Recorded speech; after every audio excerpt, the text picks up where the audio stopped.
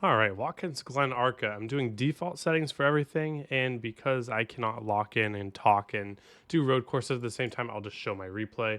Yes, this took me 50 tries. Um, I was like, I'm missing a lot of time, and I figured out where I was, so I'll let you know when I get there. But let's just watch the lap first off, just all the way through.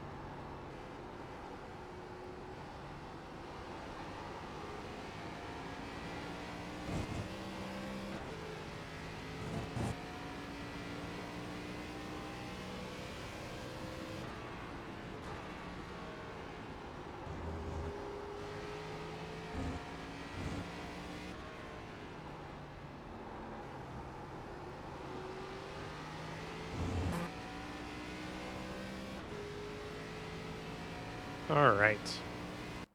So the first thing I want to go over is turn one.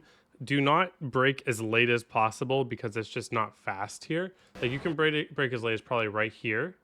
I'm braking, so you see this light right here. I want to be on the brake before I cross this light. So you see I'm just barely starting the brake before I cross that light.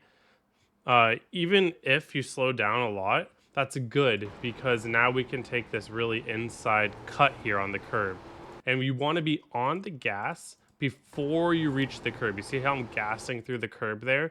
If you aren't gassing through the curb, that means that you are braking too late because this is going to set up our speed for the rest of this section here. Did get a little loose, did lose a little bit of time getting loose.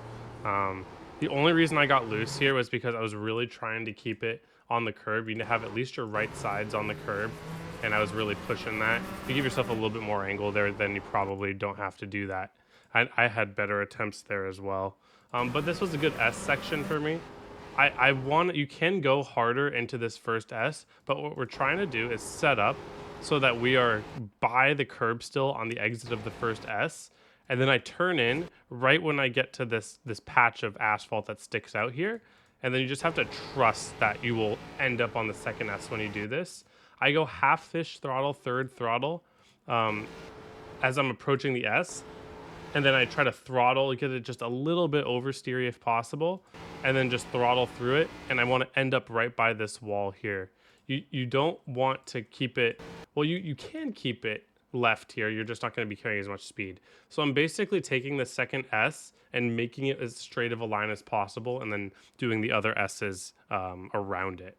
So stay close to the right here, and then as straight of as a line as possible getting through here, and then you should be able to full throttle the last S pretty easily if you get that weight shift early enough. If you kind of just let the car keep turning here, and then you don't flick back early enough, you really want to be flicked back by the time that the right here, like where this curb starts, you already want to be turned back to the right by that time, or else you're not going to make it. But if you do flick back early enough, then it's really good. Okay. I'm not great at chicanes. I think I almost did good here. I am braking at the 500 about. You can definitely brake later, but I don't like to, and I don't think it's particularly faster. Maybe if you get it perfectly, but I'm just trying to carry as much speed through here as possible. So braking, getting down into only second, or sorry, into third. And then I get into second as I hop over this. So second here, and I'm really trying to cut these last two. I miss this slightly, but it ended up not mattering too much because I was able to just drive through this last curb. And the only thing I get punished for there is I don't get as good of a runoff. But here's the key for this. I was trying to diamond this section here, and I was actually losing 3/10 over just rolling the bottom. So even if it feels faster to just carry a lot of speed from the chicane into here, it's actually, in my opinion, faster just to roll bottom. And then when you start to see this right here, this motul sign, all this, that's when you can just open the wheel up and just drive off the course here, because that's on and off track. So instead of diamonding and getting the same runoff, you can just cut off a lot of the track, wait for the track to open up, and then just drive basically straight off the track. Then get back on before this green grass and you're fine. And then last couple corners here, I like to brake somewhere in the middle of this asphalt patch right here. Get into second and just try to late apex. I got on the curb, which I don't want to do. I probably lost a little bit on that. I want to late apex this a little bit right here. I just got to the curb a little too early. Didn't cost me too much though. You just want to be able to set up starting out pretty far left here, because again, you want to be down there. You want to get a good run off the corner. This is not a corner you want to overdrive, because you're going to be carrying your speed all the way to the start finish line. You can get away. Oops, sorry. You can get away with overdriving this corner right here, because you don't have much of a runoff off. The only thing you can't do is put yourself so wide here that you're not able to get back to the left for this corner. So go as hard as you want in that corner and the corner before, but you still want to be able to set up for this corner. In terms of long run though, in this ARCA car, it's pretty similar to the next gen. Not exactly the same in terms of handling characteristics, but it's all about keeping your tires under you. The car will have a ton of grip until it doesn't, so you just want to drive within your own limit, so where your tires never sliding. Braking in a straight line is going to be a huge deal. This car does not love to be turning under any sort of braking.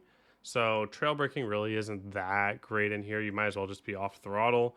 If you're full trying to stop, make sure your wheel is as straight as possible. But other than that, this car feels pretty consistent. It'll stay consistent over the run, and your performance will only go away with tire heat. But other than that, thank you all for watching. Hope you have a wonderful day. Hope to see you all on the track.